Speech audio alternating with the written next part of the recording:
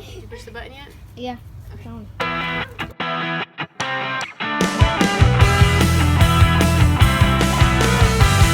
If you can ride a bike, then you can come to the Quest Kids Unroofed Bike Audition! It's a bike obstacle course that can be easy or hard depending on your skill level and has food and a devotional. So I hope to see you there. It's tomorrow!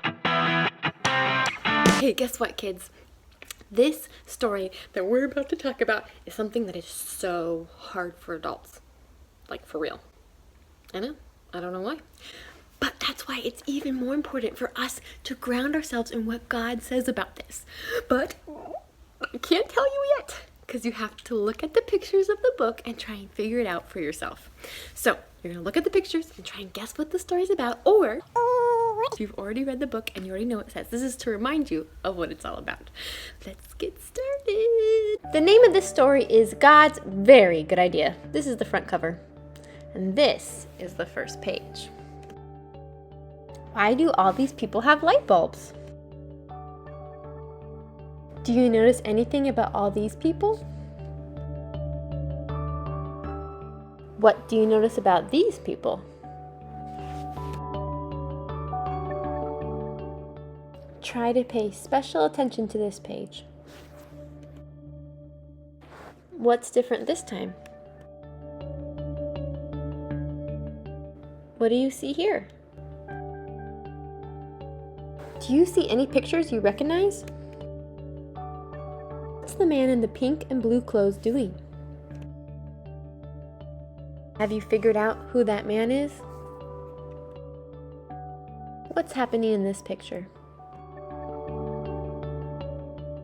What about in this picture? Why do you think this picture is different than the others? Does this picture remind you of anything? What about this picture? And this is the last picture in the book. Have you ever had a good idea? Here's a couple of my good ideas. Ride a big blue ball to work. Climb onto my roof. Eat dirt. Yes. Okay, maybe those weren't such great ideas, but they were still ideas. But God, as we know, is awesome and perfect and good and always does what is right. And he had this amazing idea to make all sorts of different people, like crazy different people. And in the book, it talks about people with all these different kinds of people.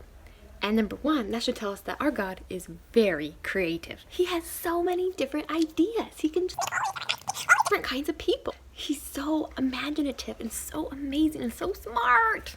And he made all these different people to work together, kind of like different parts of your body.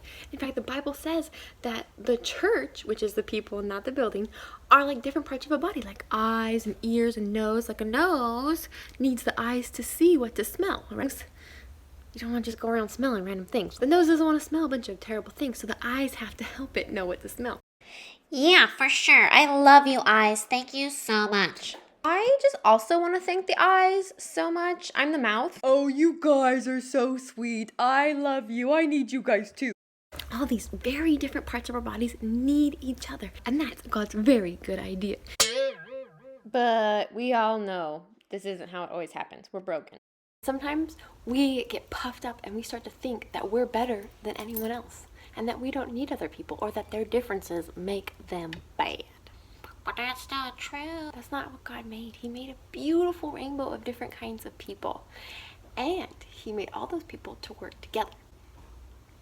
Obviously, that doesn't happen, right? Because we're broken, we're messed up, we need forgiveness. We're angry and mean at each other. We say, me first. Me first. Right? So we need forgiveness. We need Jesus just like everyone else.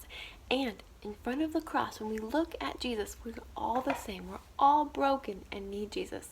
In fact, if you close your eyes and imagine the cross and then look this way and just pretend like you see all different kinds of people that way, all different kinds of people that way, all of us look to Jesus and are all in need of Jesus. We are all made wonderfully, and we all need Jesus so bad. Those are the things that we all have in common. If we start to realize that we are treasures to God, and that God becomes our treasure, and then whatever He treasures we think is important too, then we start to see other people as treasures, and we treat them with love and respect.